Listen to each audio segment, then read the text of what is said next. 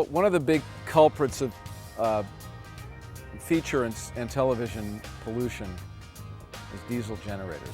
They're incredibly dirty, they're incredibly wasteful because each trailer has its own generator, and that stuff spews 12, 14, 18 hours a day. The interesting thing is about the entertainment business, we've always been at the forefront of social change.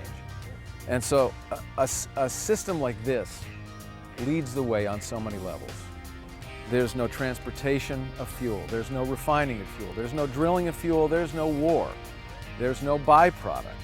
So you can be as conspicuous a consumer as you want to be without feeling like you're damaging the planet in the process.